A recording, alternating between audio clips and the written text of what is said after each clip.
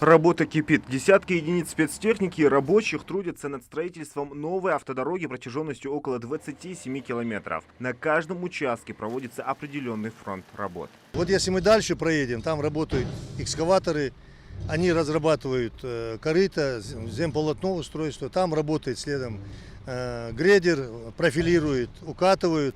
Здесь дальше можно вот там посмотреть, работает экскаватор, там укладывают железобетонные трубы.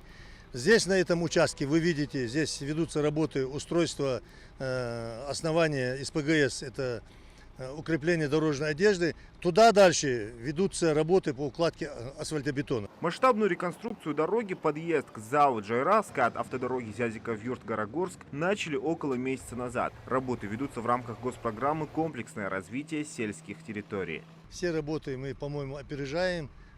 Здесь проектом предусмотрены 2 слоя асфальта. Более того, предусмотрены водопропускные трубы железобетонные. Ну и вопросы безопасности. Это дорожные знаки, это разметка, это обочины. На опасных участках колесоотбойный брус, это металлическое барьерное ограждение. Ну и все, что касается и безопасности, и обустройства, здесь все предусмотрено. Контракт заключен на 2 года, на 24 и на 25 год.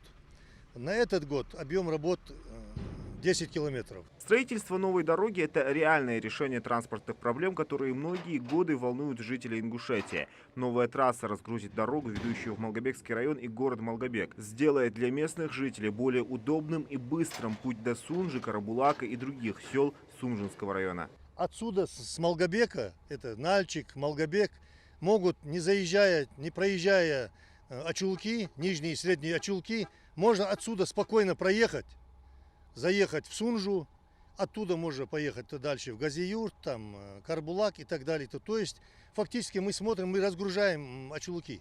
Это напрямую связано с безопасностью дорожного движения и удобством жителей. Новая дорога сократит время в пути и повысит безопасность движения. По поручению главы Ингушетии Махмуда Али Калиматова в регионе с каждым годом совершенствуется дорожная инфраструктура, а республика несколько лет подряд становится одной из первых по всей стране, досрочно завершающей план работ в рамках нацпроекта «Безопасные качественные автодороги». Зелимхан Калоев, Молдгирей Ахильгов, Магаз 24.